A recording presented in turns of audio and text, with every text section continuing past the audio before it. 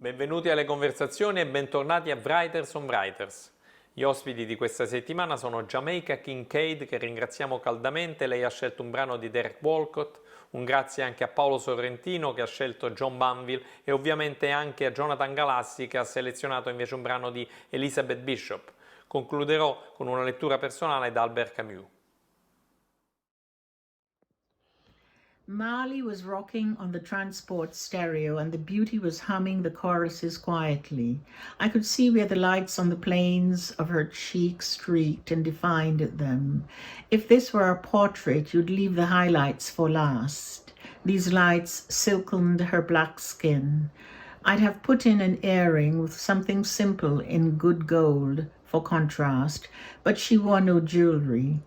I imagined a powerful and sweet odor coming from her as from a still panther, and the head was nothing else but heraldic. When she looked at me, then away from me politely, because any staring at strangers is impolite, it was like a statue, like a black Delacroix, liberty leading the people, the gently bulging whites of her eyes, the carved ebony mouth, the heft of the torso solid, and a woman's. But gradually, even that was going in the dusk, except the line of her profile and the high-lit cheek, and I thought, oh beauty, you are the light of the world.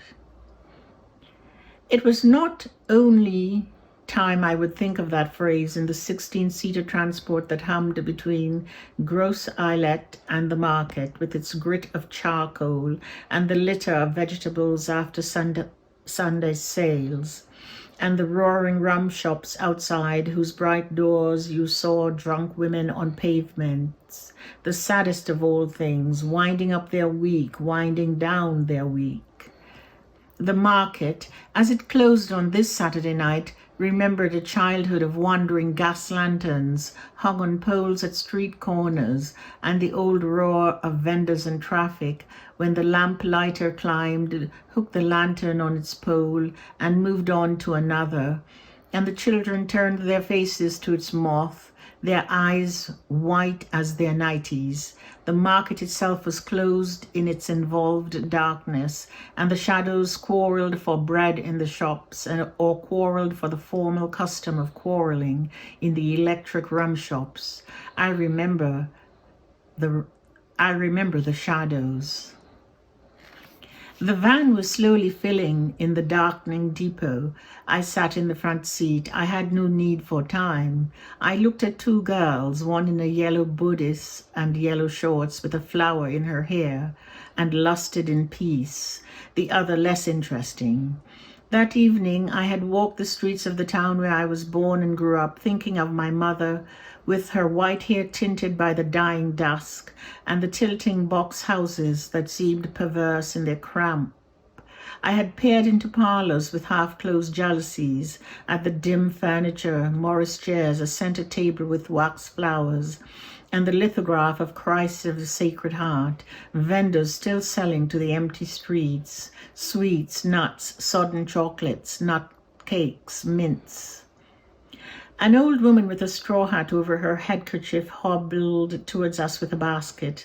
Somewhere, some distance off, was a heavier basket that she couldn't carry. She was in a panic. She said to the driver, "Pas quitter moi et tire," which is, in her patois, "don't leave me stranded," which is, in her history and that of her people, "don't leave me on earth," or by a shift of stress, "don't leave me on earth for an inheritance." Pas quitter moi à terre, heavenly transport, don't leave me on earth, I've had enough of it. The bus filled in the dark with heavy shadows that would not be left on earth. No, that would be left on earth and would have to make out. Abandonment was something they had grown used to.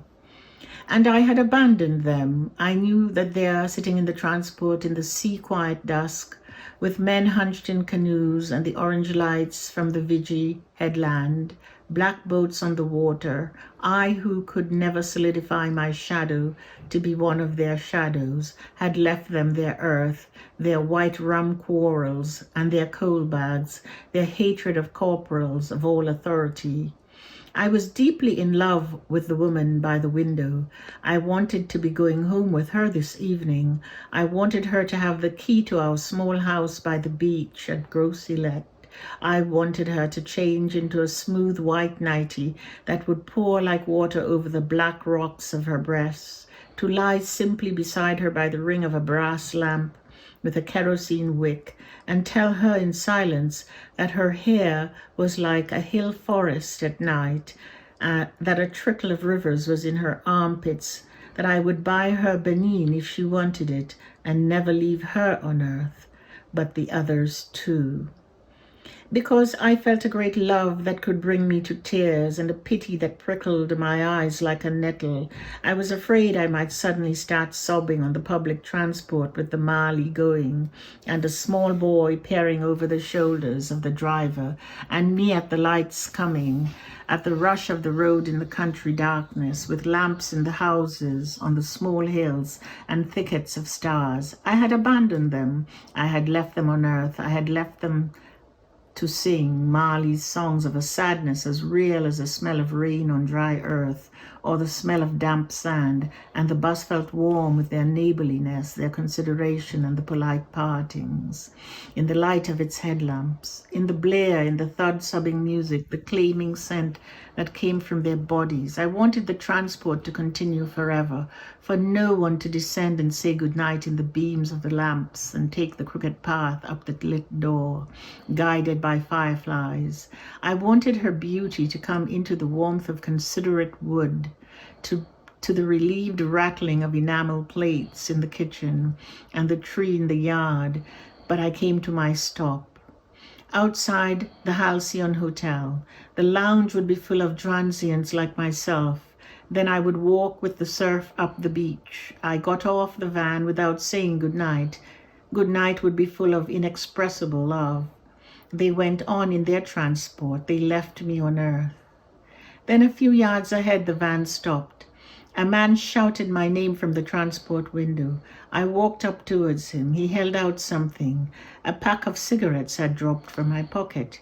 He gave it to me. I turned, hiding my tears. There was nothing they wanted, nothing I could give them, but this thing I have called the light of the world. Mi risedetti, anche se fu più un crollo che altro. Sul tavolo era rimasto il suo martini intonso con un'oliva solitaria immersa dentro. La sua sigaretta schiacciata nel posacenere aveva uno sbaffo di rossetto. Guardai il mio bicchiere mezzo vuoto, un tovagliolino di carta appallottolato, una scaglia o due di cenere sul tavolo che un respiro avrebbe fatto volare via. Sono queste le cose che rimangono, queste le cose che ricordiamo. Benjamin Black, ovvero John Banville, La bionda dagli occhi neri.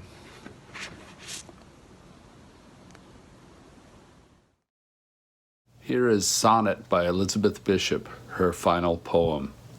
Caught, the bubble in the spirit level, a creature divided, and the compass needle wobbling and wavering, undecided. Freed, the broken thermometer's mercury running away, and the rainbow bird from the narrow bevel of the empty mirror, flying wherever it feels like gay. Come vi dicevo, leggerò un brano di Camus e l'incipit del suo libro più famoso, il suo capolavoro, Lo straniero. Oggi la mamma è morta, o forse ieri, non so. Ho ricevuto un telegramma dall'ospizio. Madre deceduta, funerali domani, distinti saluti. Questo non dice nulla, è stato forse ieri. Buona lettura e ci vediamo la settimana prossima.